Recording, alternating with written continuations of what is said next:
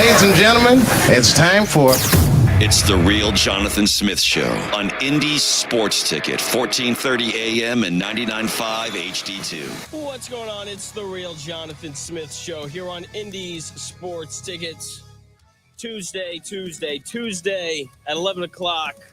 Zach Hicks is set to join me. We're going to talk, of course, the Indianapolis Colts going on the road this week to take on the Titans after coming off of a disappointing, horrendously bad defensive loss to divisional opponent, the Jacksonville Jaguars. I love October. It's a great time of the year. Weather changes, football on, literally every day. It's great. But man, I get a cold every year around this time of the year. And it drives me crazy just having to sniffle and be congested. And I got to take all this stupid medicine. And it's just not fun. So sorry if I sound a little congested today, and sorry if I did yesterday as well, just dealing with that. I'm also dealing with this predicament of whether or not to bet the Colts -1.5 when they go on the road to take on the Titans this week, because the Colts are favorites, and I found that kind of surprising. I feel like in the NFL, most of the time, whoever the home team is, they tend to be favored. Okay, and for this specific game, I kind of thought that the Titans would be favored by 1.5, but despite this Colts roster that's been decimated by injuries, Las Vegas has faith in the Colts. Las Vegas and me might be the only people who have faith in the Colts. This is a game on Sunday that the Indianapolis Colts should win, whether Will Levis starts for the Titans or Mason Rudolph starts a quarterback for the Titans. The Colts should win whether Joe Flacco is the starter again or if Anthony Richardson returns from his hip injury. The Colts should win whether Jonathan Taylor plays or not. The Colts should win no matter how many defensive players are banged up, because the Colts are simply the better NFL football team than the Tennessee Titans. Okay, and I came on the air yesterday, interacted with some people, screened phone calls for the Dan Dockett Show from noon to 3, which you can listen to via the Indy Sports Ticket app. And, as I did, I feel like there was this sense of just defeat within the Indianapolis Colts, fan base. And, I'm going to try to inspire a little bit of hope today. Sunday was not the end of the year. Losing on the road in Jacksonville for the 10th year in a row. Are we really surprised? That wasn't the end of the year. Okay, there are still 12 games left. A lot can happen over the course of 12 games. But here's what we've learned about this Indianapolis Colts team so far. The defense is bad. Okay, there's feels like there's no hope there. Hopefully the Colts can get healthy on that side of the ball. That really feels like the only thing that could uplift what has been a not very good defense. Okay, but here's the bright side. Here's where hope can begin to fill your heart. This Colts offense has plenty of talent to go win games. This Colts offense is talented enough to win games, 31-27. They are. Michael Pittman Jr. is still a good football player. Josh Downs, since returning from that ankle injury, has been a good player. Alec Pierce has come into his own as a player that can stretch the field and make big plays in the passing game, which is needed. Jonathan Taylor is one of the best running backs in the NFL. And Anthony Richardson, like him, dislike him, whatever, I think we can all agree that he has shown glimpses of being a good quarterback. Okay? Now, obviously, those glimpses have to become more consistent. But if they do, this is undoubtedly a Colts offense that can win games by scoring a whole bunch of points. And Shane Steichen was asked yesterday about getting Alec Pierce more involved because, when he touches the ball, big plays kind of seem to happen. And while Shane Steichen made it clear that that's what they want to do, he was also quick to point out that there are a lot of mouths to feed on this offense, and he's exactly right. Yeah, he's a big play waiting to happen, and those big plays just happened to happen at the end of the game, and he created them. And, if we can get them early in the game too, that's great. And the plays that we hit there at the end, we got great looks for him. We got great looks, and he was able to come down with them. But, yeah, we'll always look at that stuff early in games, getting Pitt the ball, Downs the ball. Obviously, JT's got to get his touches. Everyone's got to get their touches. So that's something we look through, Stephen, every week. And, we'll keep looking at that for sure. Shane Steichen right there talking about Alec Pierce's big playability and, of course, having to get, everyone else involved in the offense. Like, you can't just feed Alec Pierce when you've got Michael Pittman Jr., Josh Downs, and Jonathan Taylor. Like, there are a lot of players on this offense for the Colts that can help them win games, even though this defense isn't very good. And as of right now, I feel as if Vegas has more faith in the Colts than any of us do, right? They have them, favored over the Titans, right? But here's the big thing for the Colts. They're 2-3, but there is still pretty clearly a path to the playoffs. And it starts this week, right? In order for the Colts to stay in the hunt, they have to win this Sunday and next. They have two, I'm not going to call them easy, but two incredibly winnable games, coming up on their schedule this week on the road against the Titans, and then next week playing the Tua-less Dolphins at home. Okay, like these are two games that if the Colts want to make the playoffs, that they need to win. And they should win because the Titans aren't better than the Colts, and the Tua-less Dolphins shouldn't beat anyone not named the New England Patriots. Okay, the Colts are favored against the Titans, and they will be favored against the Dolphins as long as Tua Tagovailoa is still not available. These are two games where the defense is going to have an opportunity to get back on track against a couple of bad quarterbacks and a couple of bad offenses. And Shane Steichen was very adamant, very, very adamant about the faith that he has in this defense going forward. And he was also very adamant about Gus Bradley and him having the ability to turn things around on that side of the football. Well, Gus has been doing this for a long time, and he's had incredible defenses, obviously, where he's been, and I got the faith and trust in him to get this thing turned around. And if you look back at the game, the biggest thing that we need to improve on is, not giving up the explosive plays. And we allowed, too many of those, and we got to get those things cleaned up. And also, affecting the quarterback, whether that's with a 4-man rush, a 5-man rush, or 6-man rush, we got to affect the quarterback early in games, and we go from there. Shane Steichen right there talking about this defense and Gus Bradley. Look, just because someone's been doing something for a long time doesn't mean that they're good at it. Seriously. That was how he opened up. Why do you have faith in Gus Bradley to turn this defense around? Because he's been doing it for a long time. Look, that's just not a thing. Like, I'm sorry. Just because you've been doing something for a long time doesn't mean that you're better at it. It doesn't mean that you're good at it. Okay, I have been, playing basketball for a long time. And I got to be honest, I am not very good. Not. Just because you do something for a long time doesn't mean that you're good at it. One of my least favorite arguments, even though in the modern era of college basketball and college football, it's not as prevalent as it once used to be, but people used to make a big deal out of like returning players. It's like, oh, this is just an example. It's like, oh, Purdue is returning, 20 of 22 starters from last year on their football team. They should be really good. It's like, should they? Like, they were 3-9 last year. Like, do we really think that they're going to be that much better? Like, just because you've been doing something for a long time or longer than someone else doesn't mean that you're better than them. And when it comes to Gus Bradley, if anything, like the fact that he's been doing this for a long time, like we should be able to go back and like you can see the evidence of him not being very good at this. Okay, so I don't have faith in Gus Bradley, but Shane Steichen, he does. Okay, like he really thinks that this defense is going to get going. And look, here's the truth of the matter.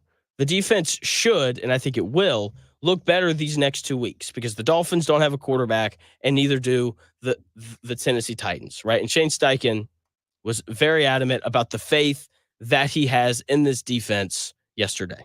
Yeah, I think that's a big part of it. You want to eliminate explosives and then keep the points down, is a big deal.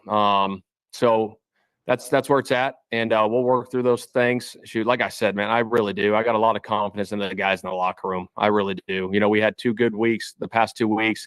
Obviously, we'd love to have yesterday back, but we can't take it back, and we got to move forward. We got to learn from our mistakes. There's constructive criticism, holding people accountable going forward, and that's what we got to get done. We got a huge division game coming up, in Tennessee that we got to get ready to go play. This defense should get back on track. Shane Steichen, Colts head coach, right there, talking about the faith that he has in this defense. And I can't remember if it was that clip or the one prior where he was talking about Gus Bradley. Shane Steichen mentioned that the defense had success, the 2 games before Jacksonville, right? Like they were good against the Bears and they were good against the Steelers. The Titans and the Dolphins in their next 2 games both have offenses worse than the Bears and the Steelers. So I expect for the defense to be better these next 2 weeks. When it comes to Jacksonville, look, Trevor Lawrence off to a bad start, but the dude, he was a former number 1 overall pick. Like, he's had success in the league. Okay, the Jags, going into last week were 2nd in the NFL in yards per carry. Like that's a team that can run the ball, right? And then Trevor Lawrence just finally hit on some big plays. But here's the thing. Like, that Jacksonville offense, more talented, probably better than the Bears and the Steelers offense. Titans and Dolphins, though, no way. No way. Like, these are 2 bad offenses, so the defense should appear to be back on track. But here's the thing. It won't be because this defense is good. It'll be because there is a drop in the competition level. That is the thing about sports. Everything is relative to your competition. It is. When I went from middle school to high school, I switched schools, right? So when I was in middle school, I went to a school called Sylvan Hills. And then when I went to high school, I switched. Instead of going to Sylvan Hills High School, I went to Jacksonville High School. And if you've never heard of these schools, it's because they're in Arkansas, okay? And, I thought going into my freshman year of high school that I was going to be able to play basketball. And I know this is why you tuned in today. You're like, you know what I want to hear about? I want to hear about Jonathan Smith's middle school basketball career. I know. And so I'm giving it to you. If I'd stayed at Sylvan Hills, I would have made the basketball team. They weren't very good. But instead, I switched high schools. I wound up going to Jacksonville. And to say they were better would be an understatement. Okay. Everyone that plays high school basketball for Jacksonville goes on to play college basketball. And I'm not talking like NAIA Division III type stuff. Okay. The starting point guard my junior year went on to play at Wake Forest and led the ACC in points per game and assists per game. First player to do that in the ACC since Chris Paul. Like, dudes like that. Another guy that, I played pickup with, wasn't good enough to play for the team. Starting point guard at Arkansas, went to 3 straight Sweet 16s and 2 Elite 8s. Like, dudes like that are who went to Jacksonville. And the truth of the matter was that, competition is relative. It just is, right? Because I went to Jacksonville, I wasn't good enough to play high school basketball. But if I'd gone to Sylvan Hills, I would have been, right? Sports are relative in that way. Like, for example, some people think Joe Flacco's great because he tore up the 2nd worst pass defense in the NFL on Sunday, right? Like, it is relative. Okay, we came out of the Bears and Steelers games thinking that the Colts defense had gotten better. Not that it was good, but just that it had improved. But in reality, the Colts just played lesser offenses, right? And that's what they have coming up on the schedule, right? So they're going to play the Titans and the Dolphins. The Colts should win those games. The defense should be better. Don't be swayed by the idiots on social media who are going to be like, oh, Gus Bradley got it figured out. The defense has been better. No, they just played the Titans and the Dolphins, 2 teams that are terrible, and they're important. These are games that the Colts need to win, because if they win both of these, they're 4-3, they're over 500, heading into a tough 3-game stretch against the Houston Texans, Minnesota Vikings, and Buffalo Bills, who've kind of slipped these last 2 weeks. We'll continue to monitor them and figure out if they're really good or not. And then look, if they can go 1-2 in that 3-game stretch, they're 5-5 with 7 games left on the schedule. Those final 7 games all feel winnable with the exception of the game against the Detroit Lions. Okay? The Colts can win these 2. they will have a path to the playoffs. Okay, and hopefully by the time, hopefully 7 games into the season, Anthony Richardson will have improved to a point where he can win the winnable games. Hopefully that by that point, he'll have improved to where he can hit the 3rd and 3 out route. He can hit all of the layups. Like, there is still hope for the Colts this season. Losing on the road to an 0-4 Jacksonville team is not the end. There are 12 games left. A lot of stuff is going to happen, good and bad. Seriously, like when the Colts have to play CJ Stroud here in, 3 weeks, maybe by that point, CJ Stroud will have broken his arm and he can't play. All sorts of things are going to happen. Like, people are, excited by, and they should be, by the 5-0 Vikings and the 5-0 Kansas City Chiefs. They have been the 2 best teams in the NFL to start the year, but things are going to happen. Sam Darnold could, break his ankle falling down the stairs in his house today. And that would significantly impact the Minnesota Vikings and the way that their season looks. The Kansas City Chiefs, like, they already lost Rashee Rice for likely the year. Doesn't feel like it slowed down their offense at all if you watched them last night. But, like, things like that are going to happen to every team throughout the season. Chris Ballard could make an in-season trade. Probably not going to happen, but it could. Okay, there is still hope for the Colts. There's still 12 games left. There's a lot of season left to go. And if they can win these next 2 games against the Tennessee Titans and the Miami Dolphins, they'll be 4-3 with 10 games left to go.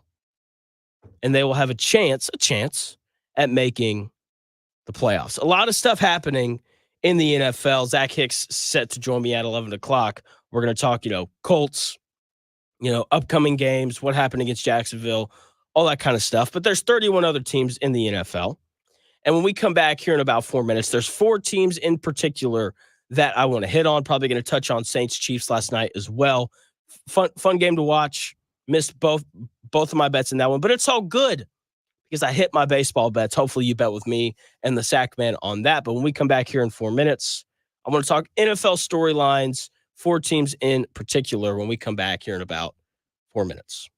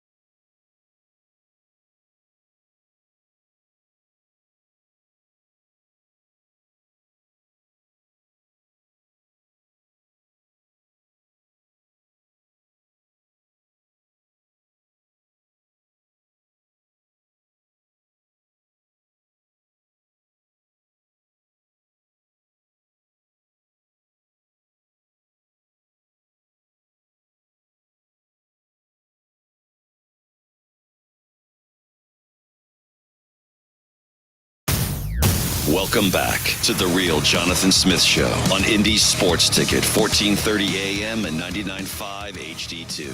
What's going on? It's the Real Jonathan Smith Show here on Indy Sports Ticket. Thanks for tuning in, no matter how you're tuning in, whether that's Twitter @ Jonathan Smith, YouTube, Indy Sports Ticket, or maybe you're listening via that Indy Sports Ticket app, which you can download wherever you get your apps. NFL storylines, but before, well, a big one just emerged. The New York Jets just fired the future defensive coordinator of the Indianapolis Colts. Robert Saleh has officially been fired. We all know that, we all knew at least that this was going to happen. Okay, like we all saw this coming. I think Robert Saleh is a good coach, especially on the defensive side of the ball. You look at his time in New York, they have consistently had nothing but some of the better, I don't know about best. Last year, one of the best defenses in the NFL. This year, one of the better ones. But the Jets were like, you know what? Nah, we don't want that. We have faith and hope and trust in Nathaniel Hackett and Aaron Rodgers. Those guys, the 40-year-old quarterback whose mind is filled with nothing but conspiracy theories. You know, that guy who just tore his Achilles, yeah. That guy, along with Nathaniel Hackett, who's never failed as a head coach before. Never. You know, it wasn't like he went to the Denver Broncos and was so bad that he got fired after 1 year. I don't even think he made it through the year. Yeah, those two guys totally going to lead the Jets to prominence. Robert Saleh, you know, a defensive-minded head coach who's done nothing but, you know, give the Jets good defenses since he's shown up. Yeah, that guy, Robert Saleh, he was totally the issue. Totally the issue.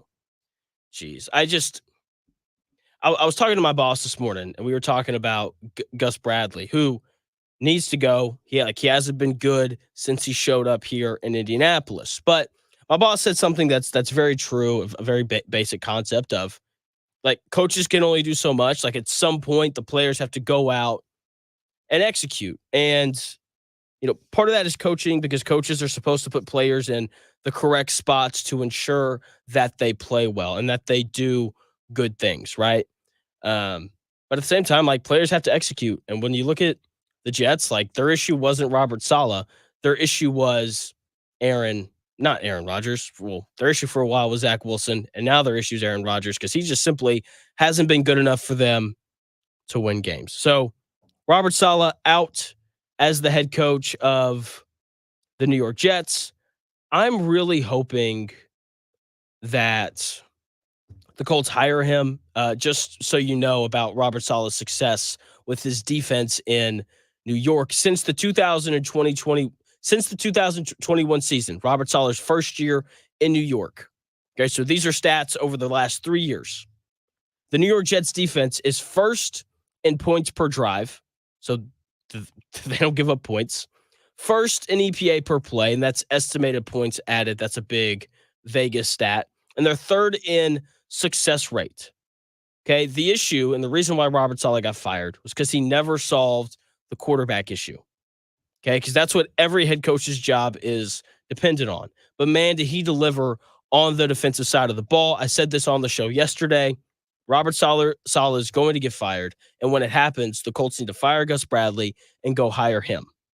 Okay, because he was one of the best offensive coordinators in the NFL. He continued that success when he was in New York, and wherever he winds up, he's going to put a good defensive product out on the field. Now, here's the thing.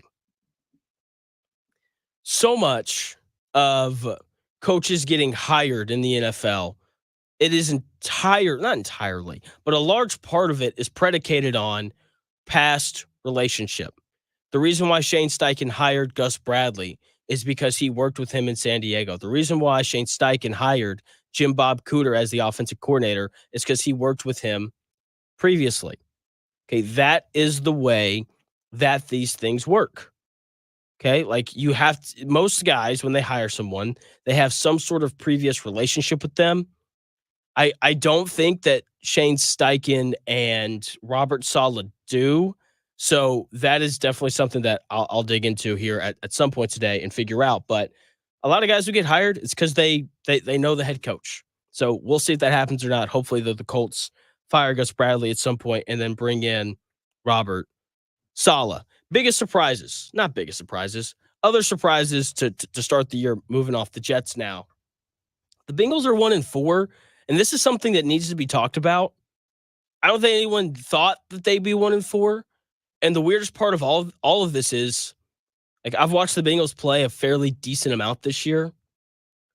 And like I I think they're good. I don't know if I'm allowed to say that about a team that's 1-4, but like this offense is electric. I don't know if you watched them play the Ravens on Sunday, but their offense was captivating. The issue is their defense is horrendous. The Bengals defense is worse than the Colts defense, which is kind of hard to believe. They don't stop the run, they don't stop the pass, but I'm just kind of waiting for them to figure it out because their offense is insane. It is like it's absolutely absurd. Okay, like we saw peak Bengals offense on Sunday. Jamar Chase and T. Higgins have really hit their stride with Joe Burrow. I guess week 5 is the week that we can expect for guys that held out to be great. Okay, Brandon Ayuk, who held out through training camp, he was awesome. Jamar Chase held out through training camp, he was awesome. Okay, like the offense, the offensive part at least, of the Bengals looks like a playoff team. You know, and like they have these moments where it's like they could have beaten the Chiefs, who are the best team in the NFL to start the season. You know, and it's like they really should have beaten the Ravens on Sunday, but you know, the defense collapses. Evan McPherson misses a field goal in overtime to win the game because the holder dropped the hold, right? And so because of that, like they're sitting at 1-4, but it's just weird because I watched the Bengals play and I'm like, that feels like a good football team, but hey, who knows? The 49ers, they're 2-3 after blowing a fourth quarter lead to the Arizona Cardinals. And, you know, I said before the season started, and I was, you know, criticized for it, which is fine. That's part of the job. You stand up, you make takes, you give your opinions. People don't agree with you. That's the way it is. It's good. It's what makes this job fun. And so I said before the year, the 49ers wouldn't make the playoffs. Felt good about that prediction and still do. Like they clearly miss Christian McCaffrey. Their defense has a lot of names, but as I watch the 49ers, I'm just like, I don't think they're that good on the defensive side of the ball. And I think it's because they're older. Like this is the oldest roster in the NFL. They have more 30-year-olds on their roster than anyone else. Okay, outside of Fred Warner, they just look kind of slow, at least slower than they have been in years past. Okay, their only wins are over the Jets and the Patriots. Like neither one of them are very good. Okay, there's a part of me, right, when it comes to the 49ers, it's like this team's going to figure it out, right? I mean, right? Like it's the 49ers. It's Kyle Shanahan. This is a team that, you know, we all thought was, you know, that went to the Super Bowl last year and went to the Super Bowl in 2019, if I remember correctly. Like this is a good team. But at the same time, I'm like, I don't know, they're old. They're missing their best and most important player in Christian McCaffrey. I think he's still in Germany and now has tendonitis in both Achilles. Don't know how that happened, but that's an issue. And so like I'm very much waiting to see what the 49ers do, right? Because it's Kyle Shanahan. You just kind of expect for him to figure things out, but I don't know if they're going to be able to because of the age of that roster. Meanwhile, the more positive side of things, the Commanders and Vikings have been the surprises of the year, right? I mean, the Commanders have the best offense in the NFL. They just don't punt. It's been incredible. Okay, betting their over on win totals this year is pretty great. Feel really good about that. Betting them to win the division, feel even better about that one. It's great. Jane Daniels, absolute stud so far this year, right? The only thing that's concerning about the Commanders and Jane Daniels is every time he runs, I'm terrified. I really am because you just feel like someone's going to break him in half. Okay, the dude weighs less than I do, but he's managed to stay healthy. You know, that's just one of the weird things about bodies like Jane Daniels, who's a stick figure running out there, and you got Anthony Richardson, who's built like a friggin' bulldozer, and like Anthony Richardson can't stay healthy, but Jaden Daniels can. It's interesting. It is. You know, Jaden Daniels continues to figure out how to win games, and they don't look like they're going to slow down anytime soon, right? And then you've got the Vikings, who are undefeated with Sam Darnold. He's having a good year. He struggled in London on Sunday. Yeah, I'm not really worried about him. Those London games are weird, but like the Vikings are legitimately like one of the best teams in the NFL. I don't think anyone expected that. And the NFC North is the best division in football. I don't think anyone really expected that either. Like the Vikings are 5-0. The Packers are 3-2, but I think we'd all agree that that Packers football team is good. The Bears are good. Caleb Williams continues to get better and better every single week. The Lions are 3-1, had their bye week this week, but that's a good football team. Like that division, the NFC North, is loaded, and I wouldn't be surprised at all if all four of those teams made the playoffs. Like that is how good that division is. We know we've never had a season where every team from a single division has made the playoffs. That could happen this year. We'll see. Things have to, go according to plan for all those teams to make the playoffs, but we'll see. The Chiefs last night, jeez. Mahomes, 28 of 39 for 331 yards. He threw a pick, but, who cares? That Rashee Rice injury that everyone was kind of freaking out about, I don't know. I don't think it's that big of a deal because they're the Chiefs and they have Patrick Mahomes and Andy Reid. And, we saw their adjustment for it last night. We got a heavier dose of Travis Kelce. We got a heavier dose of Juju Smith-Schuster, right? He was good last night, like 9 receptions for 120 yards, something like that. Kareem Hunt slid right into that starting running back role without missing a beat. He was really good. Their defense has been elite. They tied a record last night. The Chiefs did. I forget the number, but they have tied the record for most consecutive games won without scoring 27 points. Okay, like this offense for the Chiefs, like they're going to get all the headlines because it's Andy Reid and it's Patrick Mahomes and it's Travis Kelce, but their defense is why they're winning games. Like their offense doesn't have to be great. But on nights like last night where the offense was close to great, it's going to be near impossible to beat this version of the Kansas City Chiefs because that defense is nasty and that offense is going to figure out ways to score when they need to. Coming up at 11, 25 minutes away, Zach Hicks, a Locked On Colts. We're talking Colts, game against the Jags, upcoming game against the Titans. That should be good. When we come back here in 4 minutes, though, Top 10 Tuesday, the 10 best teams in the NFL after Week 5 comes your way.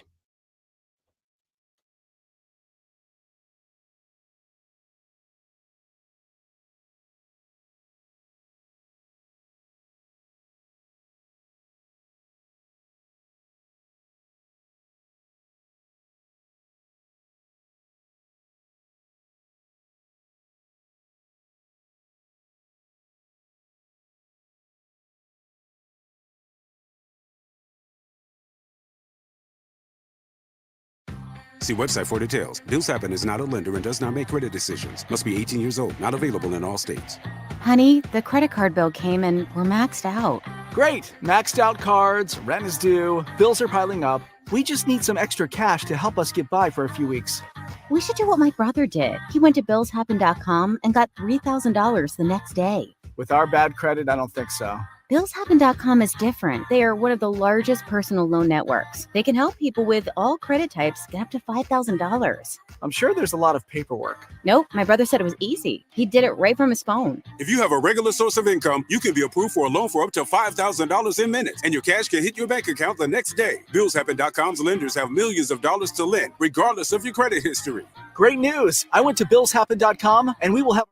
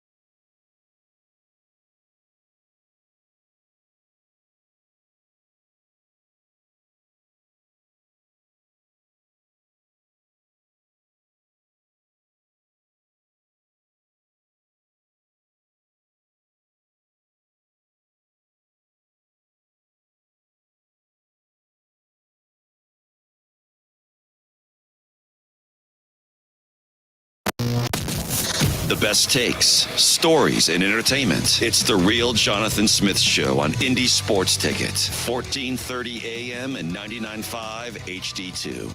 What's going on? Real Jonathan Smith Show here on Indy's Sports Ticket. Hope you're having a nice Tuesday. Big news of the day, Robert Saleh fired by the New York Jets. Or in other words, future Colts defensive coordinator Robert Saleh fired by the Jets. Let's move into Top 10 Tuesday, the 10 best teams in the NFL after week 5, watching everything. And I do it for a reason. I do it for you.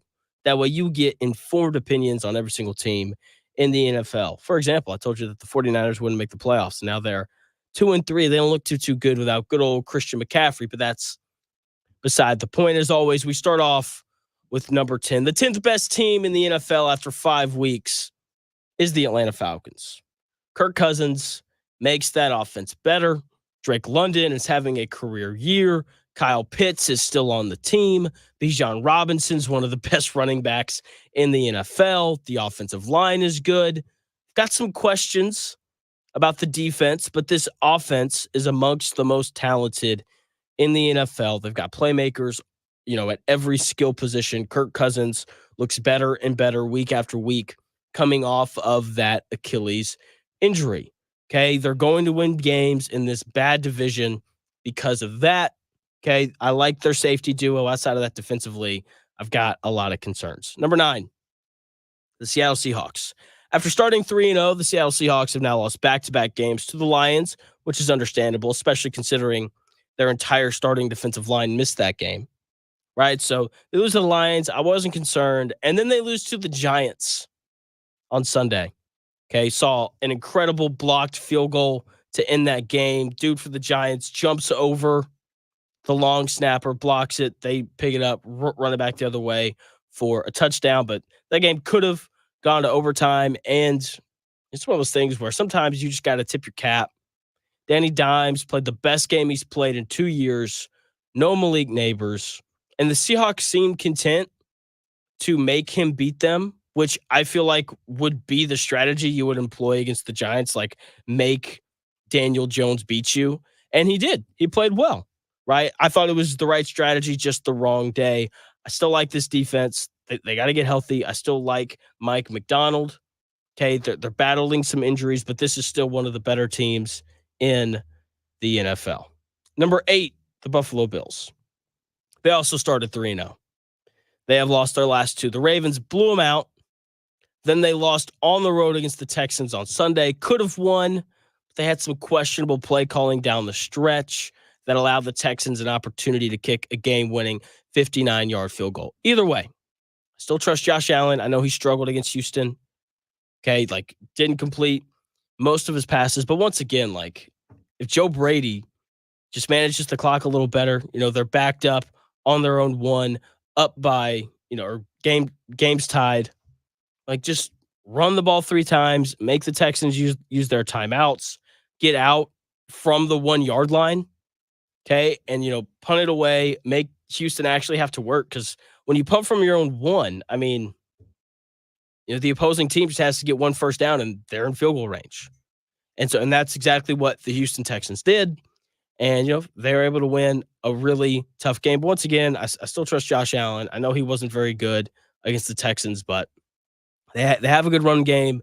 The defense is banged up, but, Josh Allen gives the Bills a shot to win games. And even though this defense is a little roughed up, they're still solid enough to give Josh Allen and this offense chances to win games. So I've got the Bills at number 8. Number 7, I've got the Houston Texans. I was going to rank them higher, but Nico Collins going out with a hamstring injury makes me a little more hesitant to move them up the rankings here on the Real Jonathan Smith Show on Top 10 Tuesday, the 10 best teams in the NFL after week 5. Okay, Nico Collins is their best receiver. He was pacing for 2,000 yards on the year, which is nuts. And they're going to miss him. Okay, I like this defense. They've got a pass rush, good secondary, good linebackers that play downhill. Plus, C.J. Stroud. When I watch the Texans, they feel like Chiefs light. That they just feel like the Walmart version or the off-brand version of the Chiefs. Good weapons, good defense, good head coach. I like the coordinators. And then you've got CJ Stroud, who, like Patrick Mahomes, just consistently makes the plays that you need your quarterback to make late in games. Okay, he'll run for a first down. He'll get out of the pocket, extend the play, find Stephon Diggs or Tank Dell or Nico Collins for an important first down. Like, he just continues to find ways to push the Texans over the top, right? They don't score a ton of points, but just like the Kansas City Chiefs, that Houston Texans offense does just enough to win games, and it's usually because their quarterback is pretty good. That's what's going on with the Houston Texans. I've got them at number 7. Number 6, the Green Bay Packers. Jordan Love's back from injury. They got a much-needed win on Sunday, almost lost one to the Los Angeles Rams. The story, though, for the Packers has not been the offense. Okay, it was for 2 weeks when Malik Willis came in and beat the Colts and the Titans, but I really like their defense.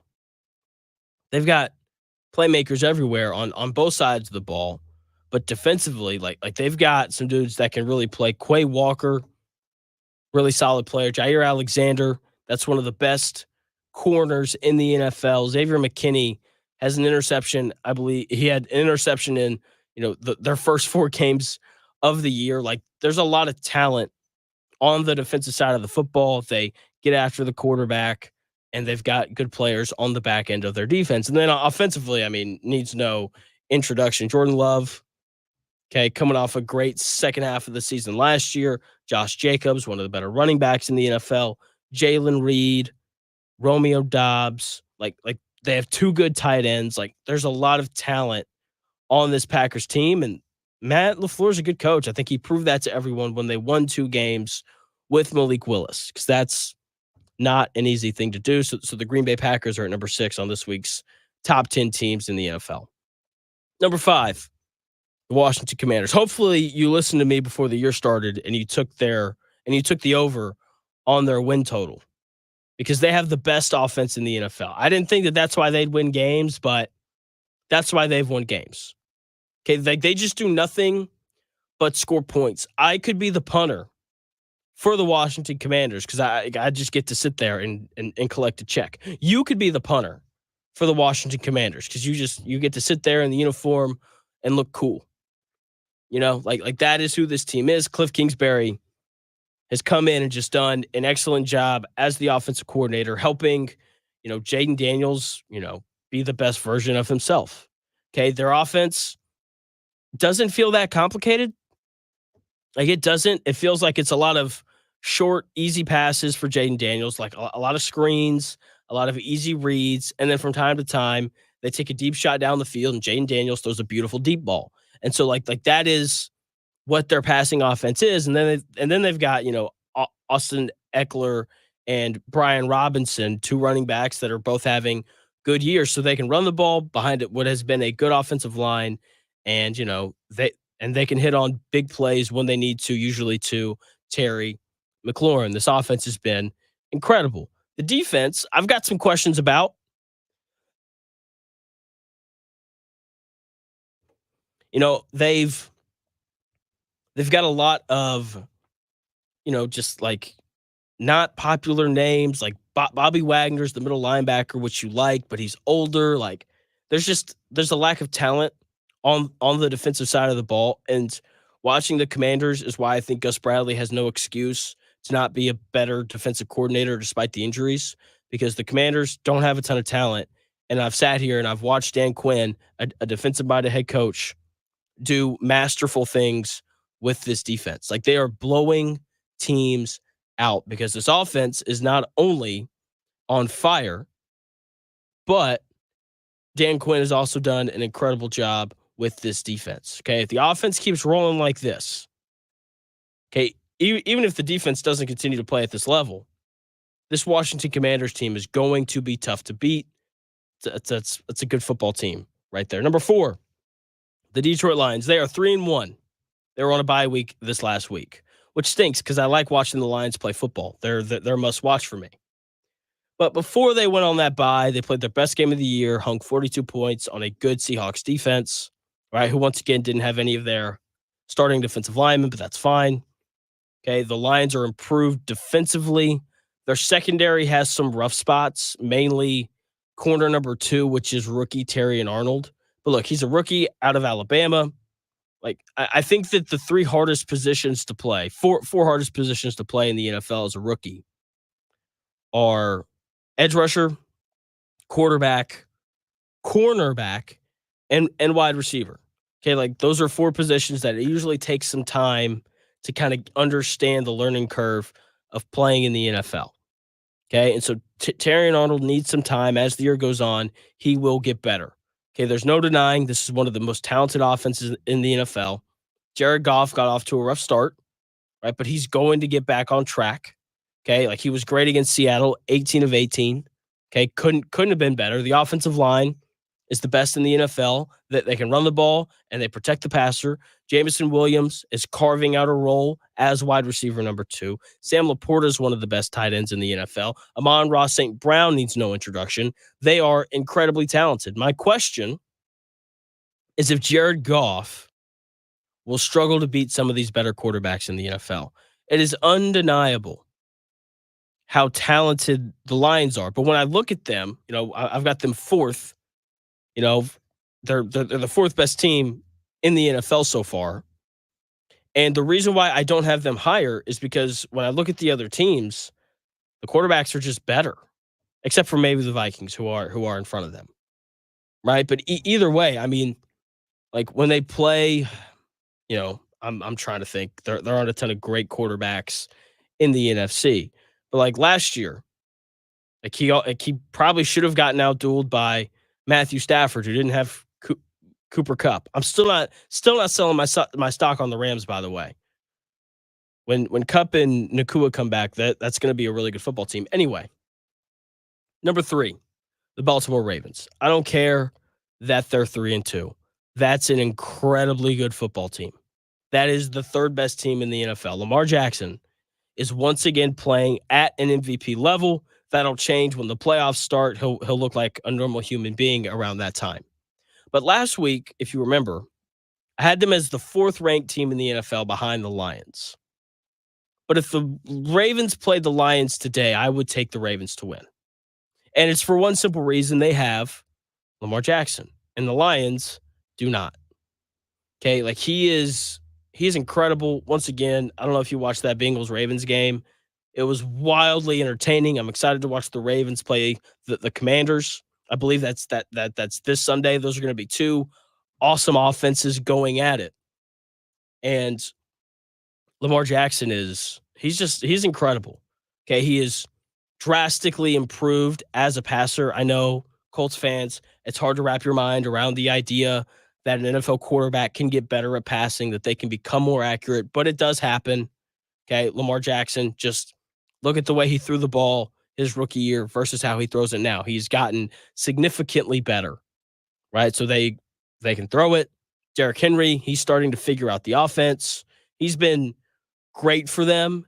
And some of you are probably like, what do you mean he's a running back? What do you mean he's figuring out the offense? The Ravens just run the ball differently than the Titans did, right? Titans, a lot of under center, I formation, single back, all that kind of stuff. The Ravens were running the ball out of pistol and shotgun. It's just a little bit different for running backs, but Derrick Henry has started to figure that out. He's been great for them. There are some concerns defensively, but I'm not going to freak out about Joe Burrow playing a great game. Like, he's Joe Burrow. He's going to have games where he plays great. The other thing is, like, it's the Ravens. Like, forgive me for thinking that they'll figure out the defensive side of the ball. That's just, like, they've been good defensively ever since John Harbaugh showed up, and they were good defensively before he got there. So the Baltimore Ravens, incredibly impressive. Don't care that they're 3-2. Could be 4-1 if, likely could get a foot down there against the Chiefs. Number 2, the Vikings, 5-0. Sam Darnold wasn't good on Sunday. 14 of 31, 179 yards, and an interception. Didn't matter. Their defense won them that game. Are you seeing a trend here with this top 10 list? Most of the teams in it have some, sort of defensive presence that's good. Brian Flores has been either the best or second best defensive coordinator in the NFL this year. The other guy, of course, Spags over in Kansas City, right? So, he won the Vikings that game on Sunday. Okay. Aaron Rodgers, a guy who's seen everything, couldn't figure out the Brian Flores defense, right? Even though Sam Darnold struggled, London games are weird. I'm not overly concerned about it. And even though Darnold struggled, like Kevin O'Connell still figured out a way for this Vikings team to score 23 points against a good Jets defense. Okay, this is the best coaching job in the NFL so far this year, and they're a legitimately good team, and they've been the most complete team in the NFL. But I cannot rank them above number one, Kansas City Chiefs, 5-0, best quarterback in the NFL, paired with one of the best coaches in the NFL. The Rashee Rice injury sucks for them, but I don't think it's going to slow down the offense, right? It's just going to be more Travis Kelce, a little bit of Noah Gray. We're going to see more Juju Smith-Schuster. Okay, they're going to run the ball more. As Pacheco's out, they're fine. Running backs are pretty easy to replace. The Kansas City defense might be better than their offense, right? This is one of the best defenses in the NFL. They have been, not the most complete team this year, but they looked pretty complete last night against the Saints as the offense finally got rolling. Up for consideration, the Broncos, that defense is good. Bo Nix has been up and down. Want to see more consistency for him before I put them in the top 10. The Bears, very similar to the Broncos. I like the defense. Want to see more consistency from Caleb Williams before I put them in the top 10. The Buccaneers, I almost ranked. I had them at 10.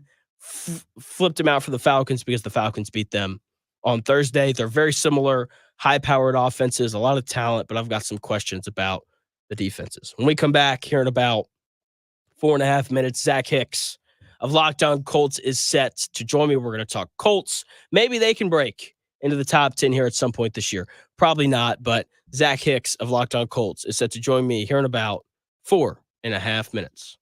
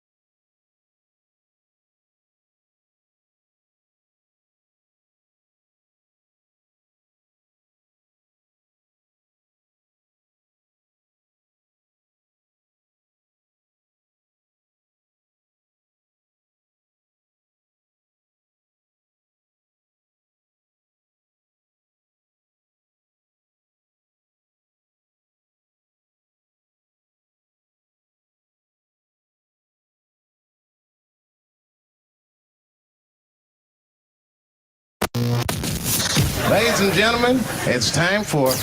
It's the Real Jonathan Smith Show on Indy Sports Ticket, 1430 AM and 99.5 HD2. What's going on? It's the Real Jonathan Smith Show here on Indy's Sports Ticket. Just wrapped up the last hour telling you who the 10 best teams in the NFL are. Unsurprisingly, the Indianapolis Colts did not make the cut for that. Joining me now to talk about the Indianapolis Colts is the one and only Zach Hicks, as he does every Tuesday at 11 o'clock. Zach, what's going on, man? Oh, I'm doing all right. At least this was not the worst Colts at Jacksonville game. Like, this was at least a fun game to watch. So, this is how low my standards are for that game. I can't complain too much, I guess. Well, like, the first three quarters wasn't fun, and then they hung 24 on the fourth. Yeah. No, the fourth quarter was a blast. Yeah, you're right. The first drive was fun, and the fourth quarter was fun. Yeah, you're right. The second and third quarters weren't very fun, but hey, we had a really fun fourth quarter. Now, did I think the defense was going to get a stop to give the Colts a win? No chance at all. But it was fun seeing Alec Pierce boost his stats there in the fourth quarter. That was an absolute blast to see. He's nothing but big plays. And like, it's nice because, you need that, that's why Jacksonville won. They generated all these huge plays. And the only reason why the Colts had a chance was because of those big plays from Alec Pierce. But I want to start with the defense, because I do think that's the topic that everyone's talking about, joined by Zach Hicks, host of Locked On Colts. So, let's just get this over with. Why do you think Gus Bradley is still employed? Well, one, it's hard to fire coach midseason. Now, I say that as the Jets just fired their head coach, like, right before we jumped on here. So, I guess kind of refutes my point, but it is kind of hard to fire him midseason because the entire staff is all of his guys. And it's not even like the Colts have a defensive staff of guys who, like, a couple young guys here and there, a couple guys that were just matched with Gus Bradley. Like, it's all guys who have been with him for like 20 years. So it's like your only options to replace him in-house are basically Gus Bradley clones.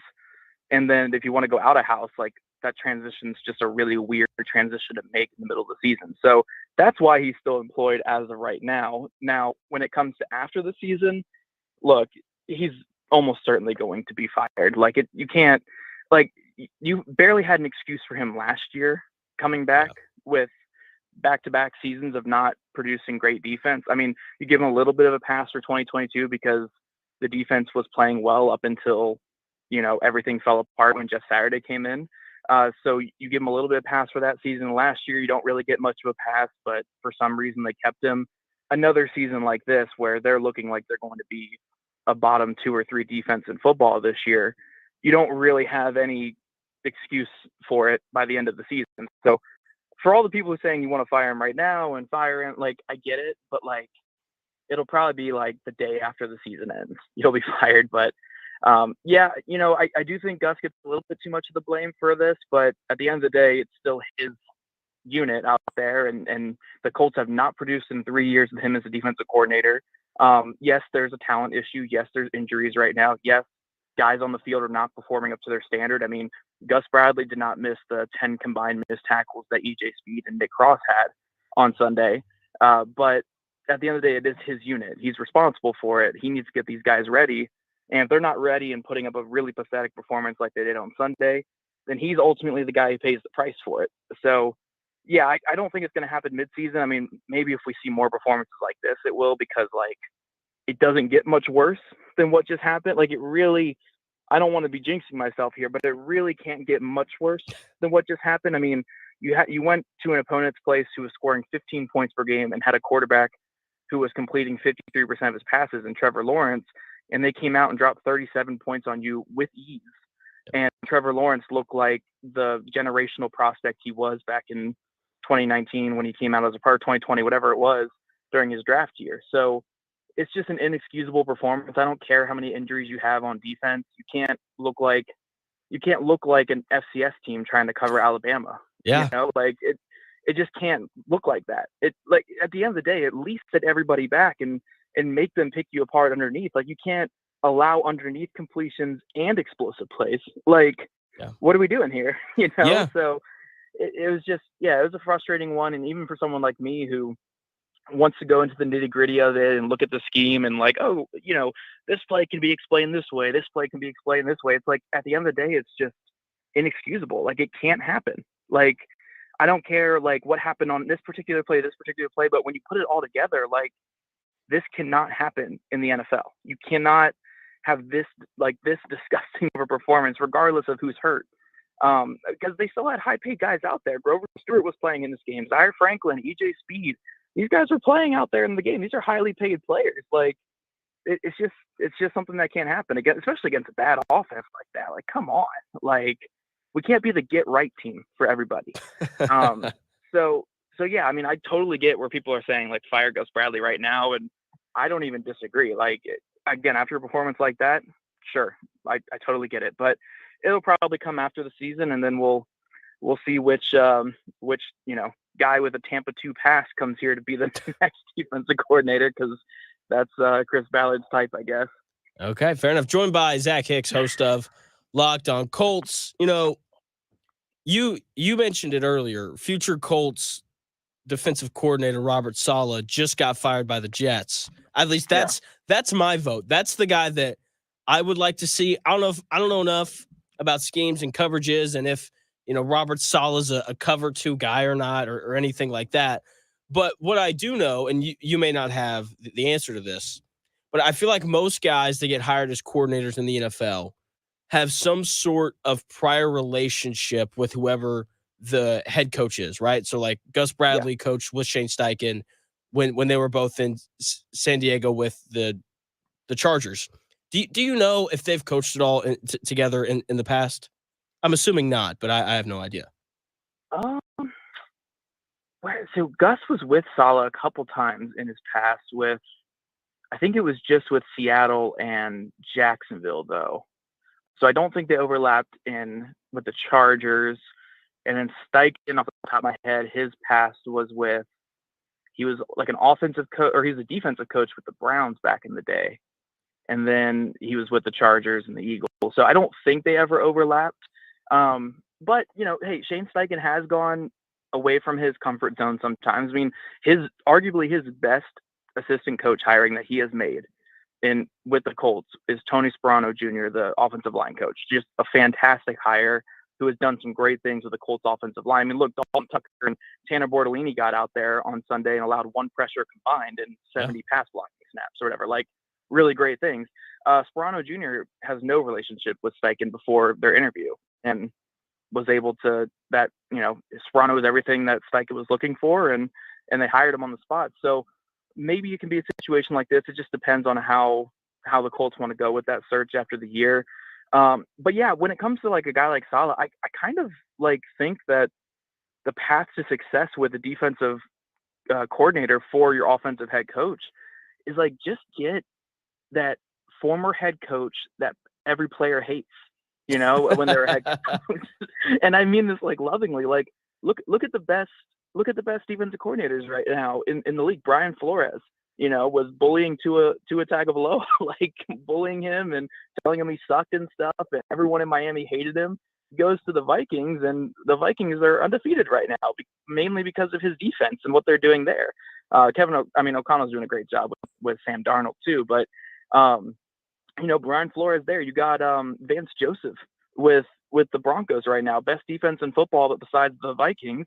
Failed head coach that the players did not like whatsoever as a head coach, and now he's doing successful things. So maybe that's the thing. Like, I saw what was it, Mekhi Becton or whatever. I don't even think he's with the Jets anymore. Was like posting celebratory things that Saleh was fired, and I'm like, there we go. Yeah. Now I know that nobody liked him, and he's a defensive head coach. Bring him here. Him here. That's exactly what I need. I need everyone to hate him. I need him to be that a-hole type dude. And let's get him to Indy, and then he'll be here forever, because nobody likes to rehire defensive coaches. So, but all jokes aside, like, I do think they just need a guy who produces, man. Like, I don't care what tree they come from. I don't care what philosophy they have. Like, it's just, this thing doesn't work with this level of defense they've got the last 3 years. It can't be this bad. Like, Steichen's going to get you around the top 10. Like we've seen with Steichen, they're going to finish this year fringe top 10 offense, if not, top 10 for sure. And last year they were a fringe top 10 offense with Gardner Minshew. And this year it's with, again, still baby Richardson learning his thing out there and 40-year-old Joe Flacco, and they're going to be a fringe top 10 offense. Like, Shane Steichen knows what he's doing on that side of the ball. They just need someone adequate on defense so they can be a good enough team here. Like, obviously you want even better than adequate, but like, I will take adequate at this point. I'll take top 25 defense at this point. Like, we're just not competitive in these games, or we are so competitive because the offense is good, but we're not winning games because the defense is so abysmal. And it just needs to be like, the standard needs to be at least a little bit better than this. Yeah, I completely agree. Joined by Zach Hicks of Locked On Colts. The good defensive coordinator theory is really easy, Zach. Good defensive coordinators are one of two things. They're incredibly old, or they're young and absolutely jacked. And Robert Saleh checks that box. So I'd love it if he was the next guy. I do want to ask you about Gus Bradley in this terrible game against Jacksonville. I know that Gus Bradley is a let's sit back and play coverage kind of guy. But did any part of you think that with all the injuries on this Colts defensive line, did any part of you think or expect for Gus Bradley to dial up a few more blitzes? Because I thought that he would hit a wall of like, okay, like 4 of our defensive linemen that are all really good, like they aren't there. Our best pass rusher is a rookie in Leatu Latu. Like, we're going to have to bring some blitzes. And that never happened. Was I just, what's the word? Was I too hopeful for that? Probably a little too hopeful there. Right. I don't know, man. Like, Gus is so weird because he'll have like 2 or 3 games a season where he is like psychotic with his blitzes. Like, he will blitz nonstop. Like, the first half against the Steelers this year against Justin Fields, blitzing at like a 40% rate, the highest and like ever for him. Last year against Lamar Jackson, blitzing at like a 40% rate in the second half of that game. It's like he shows these tendencies sometimes where it's like he's gonna just bring pressure. And yeah, for me, maybe not coming out the gate, you want to come out blitzing crazy because, again, he is a sit back and coverage type guy. And when you have a cornerback trio of Chris Lamont, Dalen Jones, and Sam Womack or Dallas Flowers, I mean, heaven forbid Dallas Flowers out there, he got cut. Hallelujah. Yeah, that was a rough game, man. I don't ever want to celebrate someone getting cut, but like, oh gosh, that was so bad out there on Sunday. But yeah, like when you have that at your cornerback, it's hard to blitz because you leave those guys on an island, and it leaves them susceptible to where like, hey, we'll just throw a go ball here against the blitz, and can Dallas Flowers run with Brian Thomas Jr.? The answer to that is obviously no. He can't. Like, we saw that on Sunday. Yeah. So I understand not coming out the gate blitzing, but for me, and maybe this is an oversimplification of defensive play calling, but when my defense is getting destroyed, no matter what I'm doing for 3 quarters or 2 quarters, whatever it is, and we're just begging for any kind of stop, and what I've been doing is getting killed all day, I'll just do something different, maybe this whole cover 3 thing with these bad corners and bad pass rushers isn't working. So why not? Like, maybe I can just pray that I can throw a whole blitz at them and they'll drop the snap or something. Like, I got to hope for something at this point. Heck, worst case scenario, I blitz like crazy. They score in 1 play. I can give the ball back to Alec Pierce to do his thing on the other side. Like, yeah. Like, that's again, my thing with Gus. It's like, I respect it as a person to stand by your beliefs and stand by your tendency to do things. Chris Ballard's actually the same way. It's like, I respect it. It's a good quality to have in a person, but as a decision maker on a football team or a decision maker on a defense or a play call or something like that, I would like you to be a little bit more flexible at times, and it's like, I get this is your strategy. This is your thing. You want to rush 4, win with 4 and cover on the back end. But when you have a system like this in this game where there's so many coverage mishaps and the pass rush is just not doing anything whatsoever, you've got to try something different. And it was, again, I'm not even saying it would have worked because it was so bad out there. Guys couldn't tackle. Guys couldn't break up passes. They couldn't get off blocks whatsoever when rushing the passer. So I don't know if it would have worked. I'm just saying I would have liked something different. It's kind of hard to put all the blame on Gus in this because, like, I know he's the fall guy and the guy who wanted to throw everything out, but like, yeah, these were really basic things that were being that were just missed a cut, like guys not passing off routes. Dallas Flowers in his cover 3 drop, just biting on the hitch in front of him instead of sitting back on the fade. Missed tackles. I mean, again, EJ Speed had 6 missed tackles in this game. Like, we can blame the defense coordinator all we want, and I'm fully for it. It's just like these players also got to just play better. Like, I don't know. I don't know what would have worked in this. I would have liked to see something a little bit different, though, when nothing was working those first 3.5 quarters. That's very much how I feel as well. Joined by Zach Hicks, host of Locked On Colts. Let's move to the offense. And I had to ask this question. I have to ask it every week that Anthony Richardson doesn't play. There should not be any sort of controversy at quarterback, correct? Correct. No, there should not be. Here's the thing. Again, we talked about it last week, so I'll just be quick with it. Joe Flacco, let's say he guarantees you 2 or 3 more wins than Anthony Richardson. So Richardson guarantees you 6. Flacco guarantees you 8 to 9, which is being generous with his defense right now. I mean, yeah. Flacco had the best game of his career and they lost. Let's be honest here. If Flacco gives you the better chance to win, still might not result in wins. So is it better to go 9 wins with Flacco and maybe barely make the playoffs to earn the honor of getting blown out by Buffalo? Or is it better just to get more data on Richardson and maybe get a higher draft pick even? Like, I'm not saying that's the point that I'm going for here, but it's better to get the more data points on the young quarterback, because in 2 or 3 years from now, Richardson hopefully is still playing in the NFL and you're still, doing your thing with him. Flacco in 2 to 3 years from now is not playing in the NFL. No. Like, there's no future with Flacco. So yeah, like, even if Richardson is a downgrade from Flacco right now, there's nothing to be gained from playing Flacco unless Flacco is coming out here and you had a win now defense, win now offense, win now coaching staff, and win now mentality, and you wanted to desperately win the Super Bowl right now and Flacco was going to get you that. Sure. But like, with the state of this defense, you're not winning anything anyway. So what are you gaining from putting Flacco on the field? Great job from Flacco. Awesome game. Really fun game to watch. Did a really great job out there. But like, look, he's 40 years old. Like, I don't really care for what he does on the field because there's no future with that. Yeah, that's how I feel. I won't bore the audience. I said pretty much the exact same thing yesterday. So I'll move on. Joined by Zach Hicks, host of Locked On Colts. Follow him on Twitter at ZachHicks2. How big of a deal is the Will Fries injury? Oh, man. Just for my heart, it's the worst. That's my boy right there.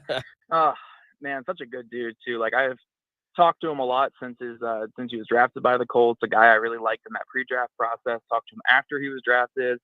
And we collabed on a couple of things. Like, really, really nice kid. And it was awesome to see him having his breakout season. I mean, first month of play was some special play from him. I mean, he was Pro Football Focus had him as the second highest rated guard in football, and he was actually the highest rated healthy guard in football prior to his injury. Just ahead of Quentin Nelson, even in terms of their grades, in terms of run blocking and pass blocking. So that just is a testament to how well he was playing. I really thought he was putting it all together out there, and then really unfortunate injury. And I mean, we kind of all knew the second it happened that was his season. And it can't happen at a worse time either. This is a contract year for him.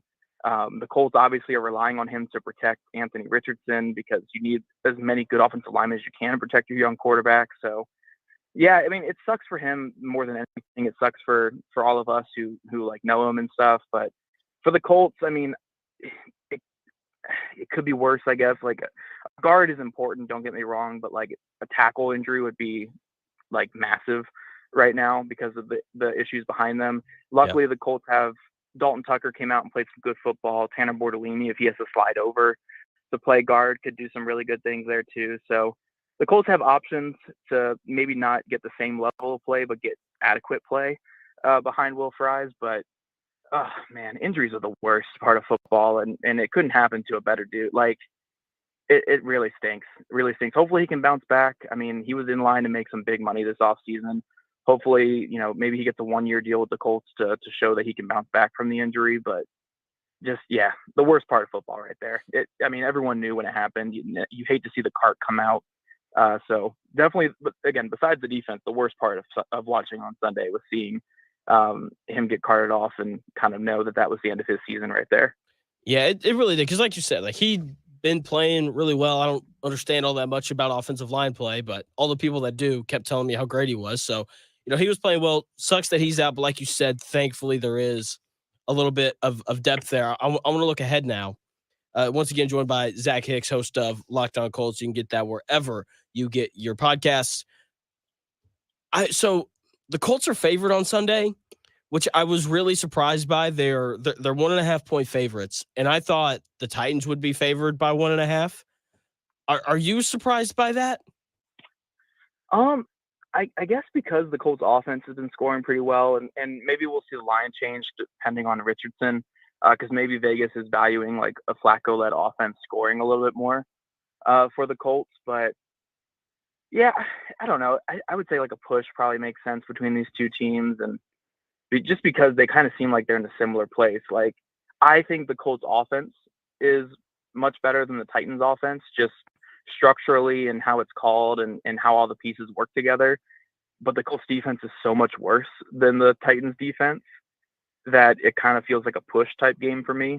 Yeah. It might come down to just a couple key plays here and there. And again, like if a Richardson plays, there might be more turnovers on the Colts offense, but there could be more explosive. Like, it's such a hard thing to kind of navigate right now with all the injuries. But I mean, yeah, 1.5-ish sounds fine.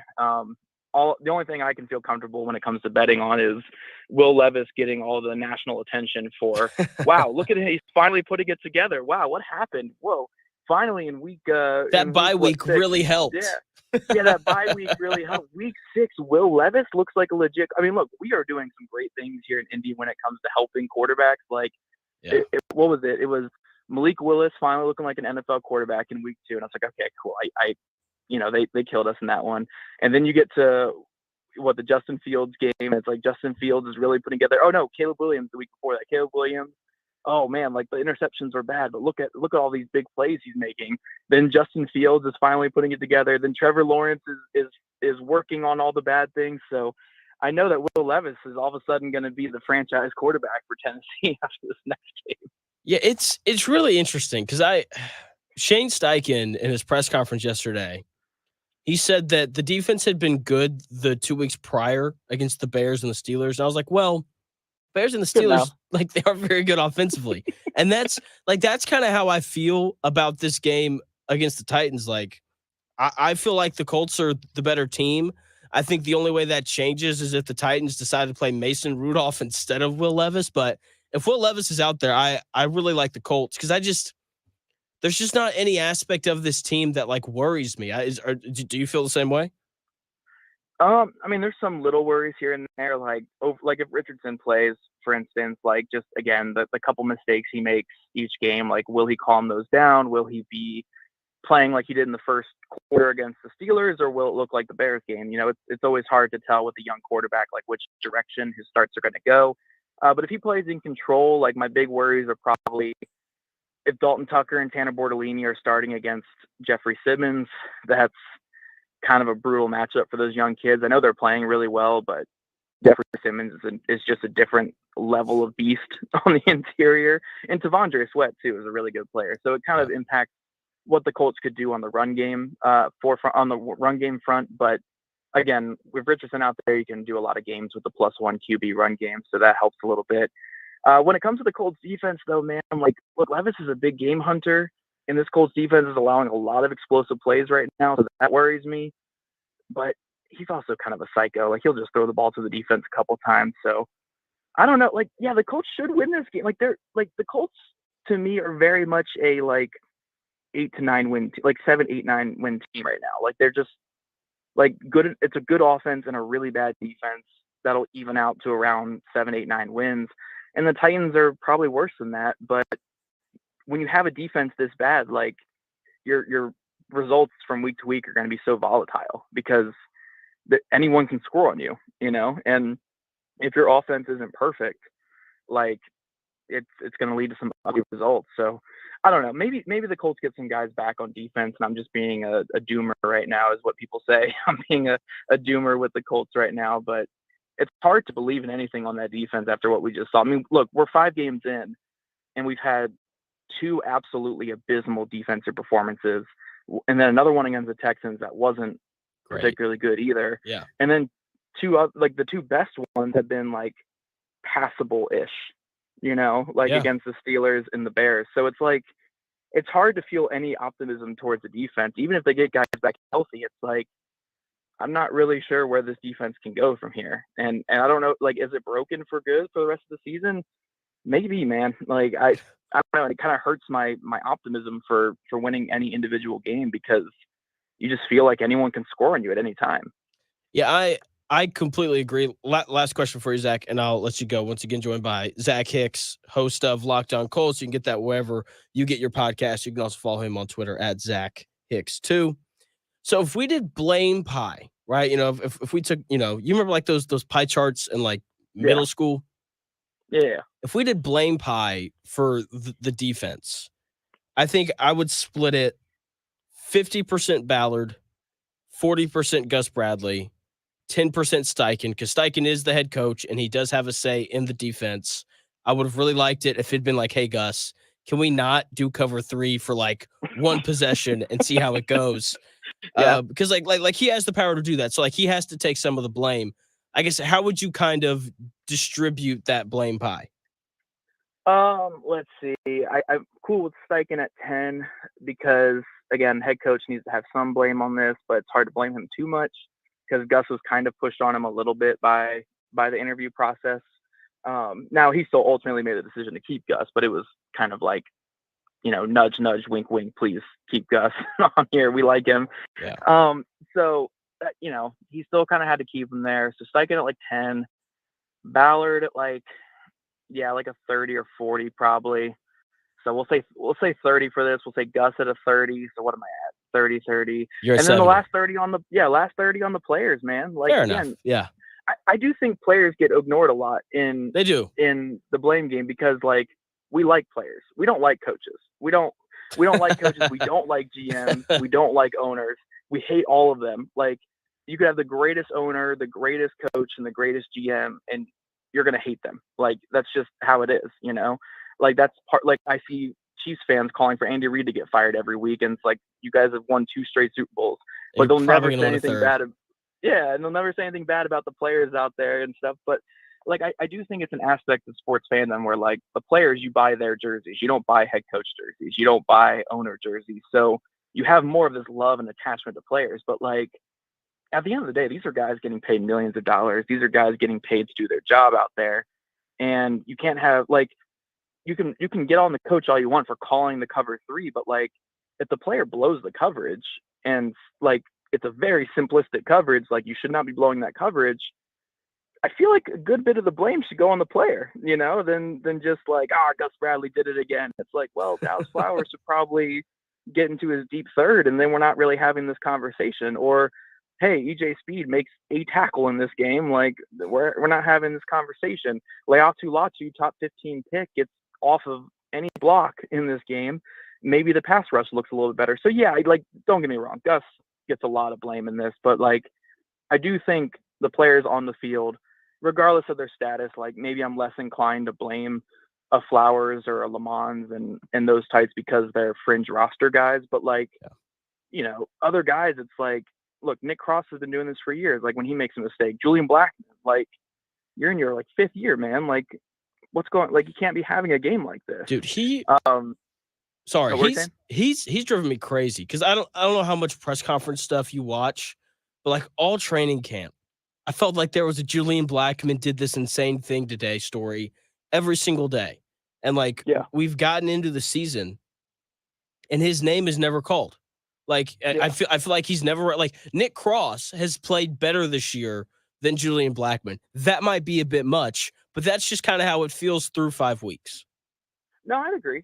I think Nick Cross has been better this year in terms of just his overall feel and his playmaking, and especially his tackling in the box too. I mean, Sunday was bad for Cross, but on the year, Cross has 5 missed tackles, and he had 3 of them on Sunday. So I'll give him a little bit of a pass for the curse. Maybe it just affected him a little bit on Sunday, but yeah, like, it's just stuff like you got to blame players when they don't show up like this, So, like, yes, Ballard gets a lot of fault for the bad depths in the secondary, leading to guys like Flowers being out there, and even, I mean, credit to Sam Womack for playing some great football this year, but like, why is Sam Womack playing starter snaps for you? You know, like I'm glad that it ended up working, but Me like, too. Yeah. the guy you claimed right before the season is your starting corner in week 2, or your sub starter, rotational starter with a guy who tore his Achilles last year. Those are your 2 starters behind Juju Brents, who has not been healthy since high school. Like, come on. Yeah. Like why is it down to this? So yeah, Ballard deserves the blame. Gus, obviously, for his scheme, just not disguising things, not changing things up, and ultimately it's his unit that's underperforming. But yeah, dude, these players, man, like, they don't get a pass either. Like, you know, it's everything right now. Like, that's what leads to my pessimism on the defense. It's like, I don't know the easy solution. Like, if the solution was easy as firing Gus Bradley, cool, let's do it. But I don't think that's the solution right now. We have a lot of issues when it comes to the defense, from overall talent to depth to players underperforming. And it's like, it might just be a broken side of the ball right now that needs to be completely revamped. Yeah, which is not good. Year 8 of being a GM, and you got to completely revamp one side of the ball. That is not what you want. Zach, you were great as always, man. I got to run. Thanks for your time, dude. All right, see you, bud. So yeah, that is the great Zach Hicks. You can follow him on Twitter at Zach Hicks too. Check out his podcast, Locked On Colts. Does a great job over there. When we come back here in a few minutes, I've got thoughts on playoff baseball.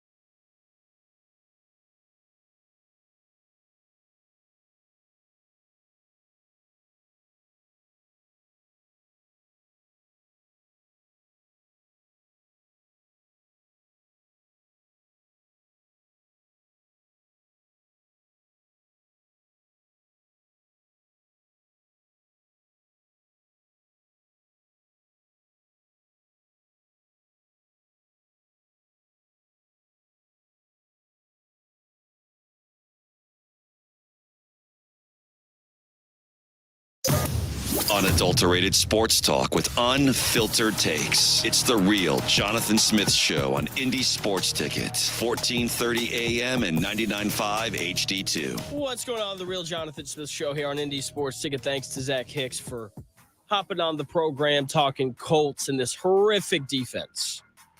But I want to talk about something good, something that we all like, or at least should like, and that is playoff baseball. Playoffs have been great for the fourth time ever, only the fourth time ever, which is kind of nuts. Every divisional playoff series is tied at one game apiece. Hopefully, you bet with the sack man and me yesterday. He told you to take the Tigers on the money line. 3-0, 3-run homer. Top of the ninth off of Emmanuel Clase, who'd only given up 5 runs all year, gives the Tigers that big win over the Cleveland Guardians, right? And then, of course, I told you to take the Royals on the money line. Big game, big bomb from Salvador Perez. Oh, it was great. Both games were great. Playoff baseball's the best, and the game should continue to be entertaining, right? We've got more games today. Every divisional series being tied at one game apiece is just awesome, because playoff baseball, there is so much tension and stress on every single pitch, because you know that one swing of the bat can change everything. Every given moment is just so incredibly important. I have adopted the Phillies as the team that I want to win the World Series this year. So I'm currently a Phillies fan. I'll go back to my normal programming of being a Cubs fan at the start of next year. They play today at 5, Padres Dodgers at 9. That's really late. I hate that. Why couldn't we have gotten, a 4:00 and a 7:00 start like we did yesterday? That was the best. Like, I got off work, I got home, I put the game on, hung out with my wife for a bit. She went out, did some other things, started the Royals-Yankees game, flipped over for Monday Night Football, had a blast watching that, and then I went to bed. It was great. It was awesome. Like we couldn't have gotten that again. I got to wait till 9:00 to watch the Padres and the Dodgers. Yikes. That's brutal, but that's just the way that it goes, I guess. Playoff baseball, it's been wildly entertaining. That Phillies-Mets series has been awesome. Should hopefully continue to be great. Same thing with Padres-Dodgers as the series, all of them now shift to the lower seed. Yeah, can't wait. Go Phillies. Really weird saying that. More like go Bryce Harper, because I love that guy. It's hard not to, because that guy, man, he plays hard. He plays with a lot of passion, been a young stud from the beginning, has delivered in the playoffs consistently since showing up in Philly. That has been just a lot of fun to watch. Playoff baseball, it's the best, and it continues tonight when we come back here in about 4 minutes. The Colts defense, not the best. I've got thoughts on that when we come back here in about 4 minutes.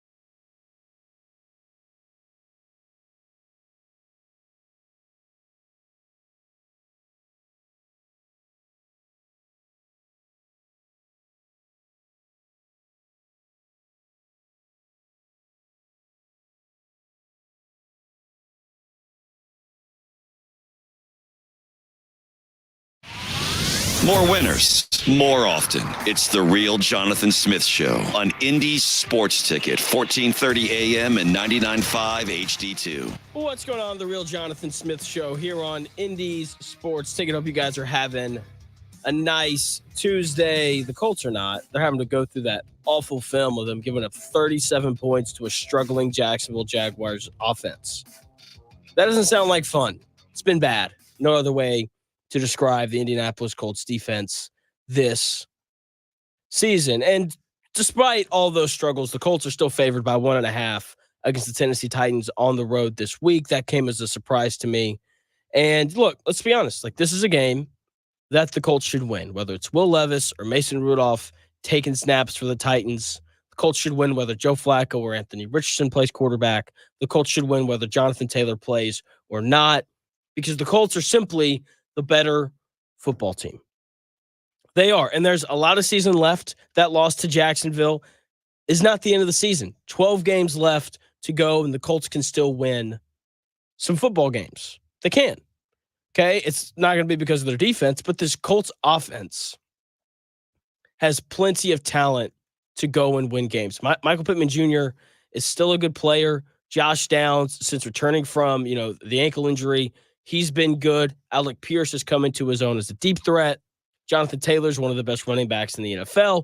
And Anthony Richardson has shown glimpses of being a good quarterback.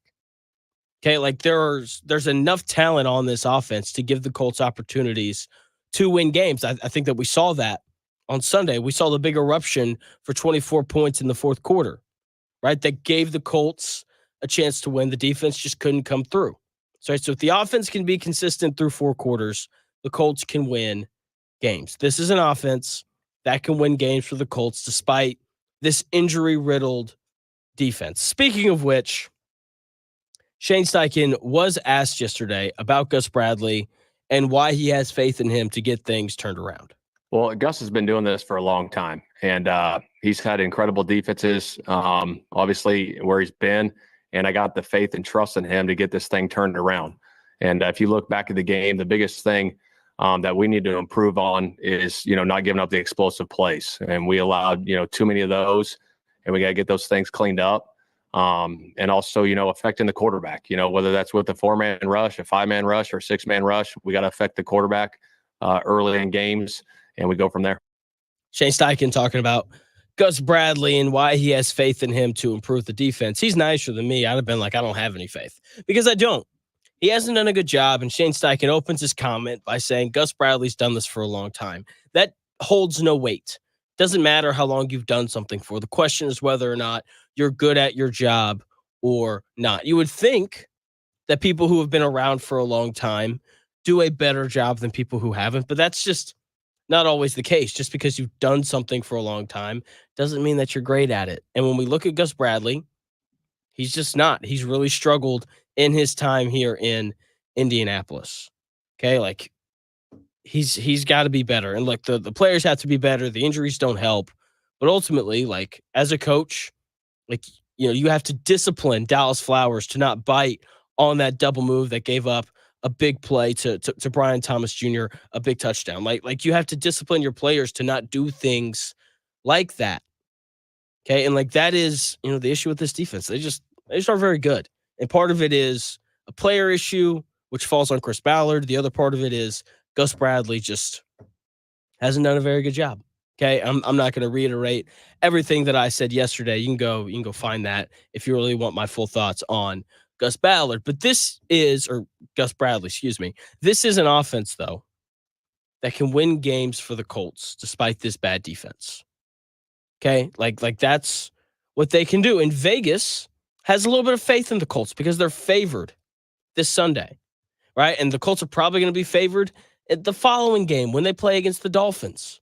Okay, like there is still a path to the playoffs for this Indianapolis Colts team. Okay, in order for this team to stay in the hunt, though, to have an opportunity to walk down that path, they have to win this Sunday against the Titans, and they have to win the following Sunday against the Tua-less Miami Dolphins. Neither one of those teams are better than the Colts. Okay, these are 2 games that the Colts should undoubtedly win. They're favored against the Titans. They will be favored against the Dolphins. Okay, these are 2 games where the defense is going to have an opportunity to get back on track against a couple of bad quarterbacks and bad offenses. Shane Steichen was, he was asked several questions about the defense yesterday, and he was very adamant about the faith that he has in this Colts defense going forward. Yeah, I think that's a big part of it. You want to eliminate explosives and then keep the points down, is a big deal. So that's where it's at. And we'll work through those things. Shoot, like I said, man, I really do. I got a lot of confidence in the guys in the locker room. I really do. We had 2 good weeks the past 2 weeks. Obviously, we'd love to have yesterday back, but we can't take it back. And we got to move forward. We got to learn from our mistakes. There's constructive criticism, holding people accountable. Going forward. And that's where we got to get it done. We got a huge division game coming up, in Tennessee that we got to get ready to go play. That was Colts head coach Shane Steichen talking about the faith that he has in this defense. And if you heard him in that clip, Shane Steichen mentioned that the defense had success against the Bears and the Steelers, the 2 games prior to the game against Jacksonville.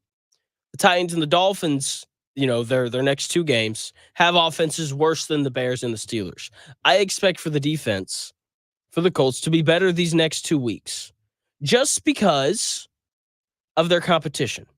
Okay, not because the defense has gotten better, not because Gus Bradley's made adjustments.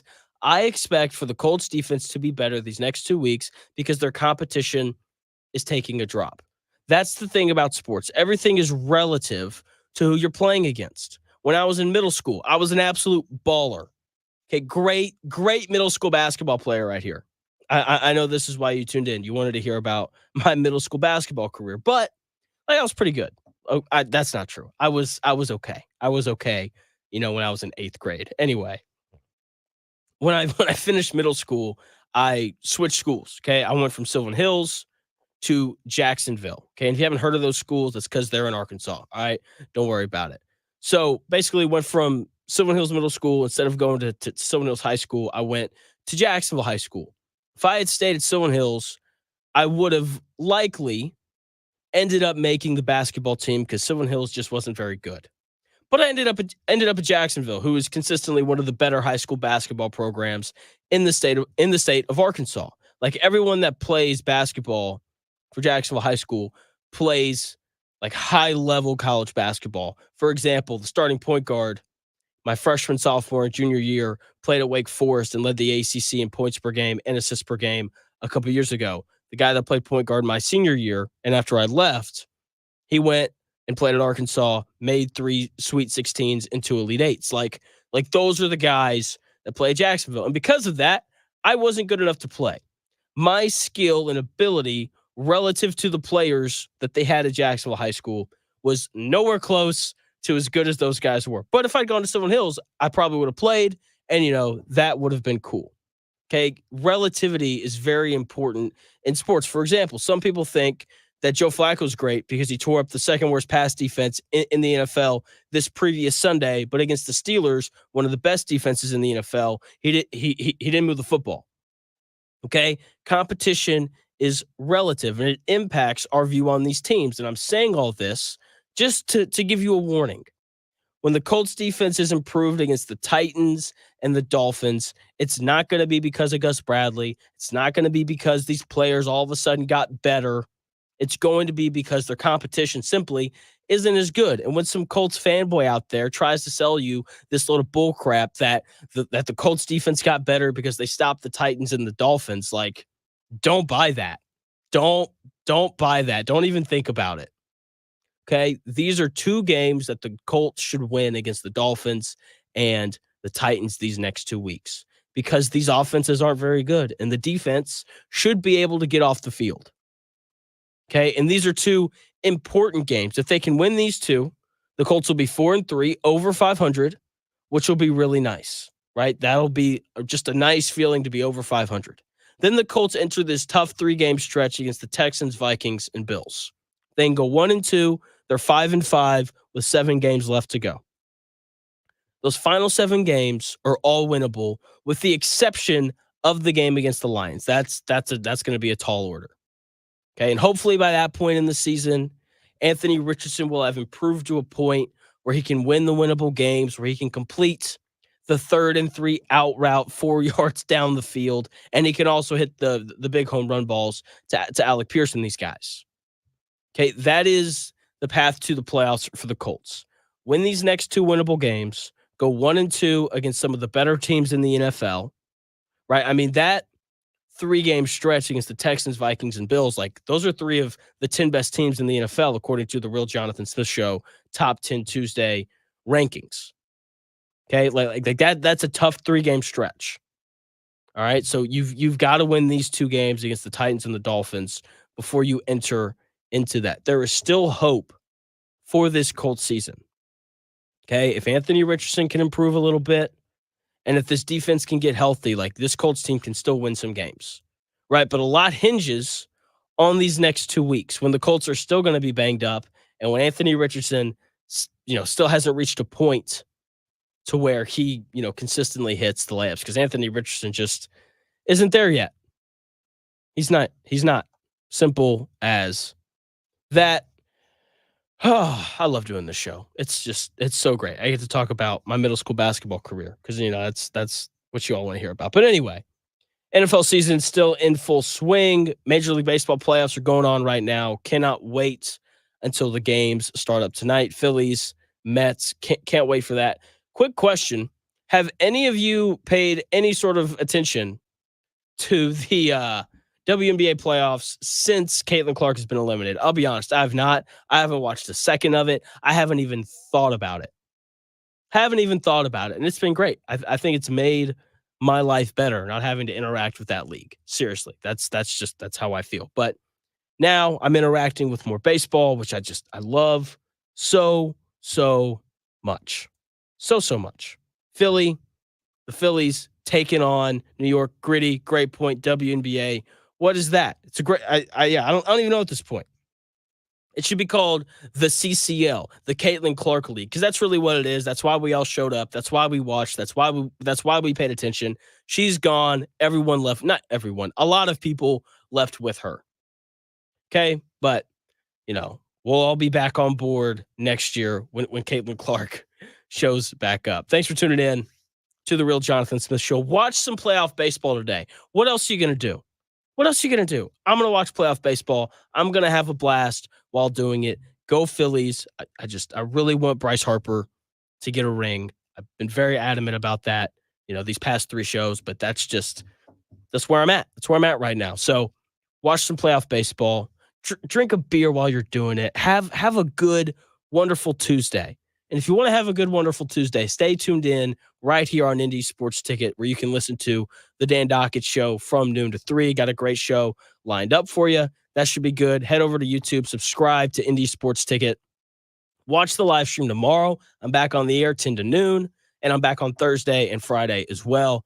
Have a nice Tuesday. The Dan Dockett Show comes your way here in about 5 minutes.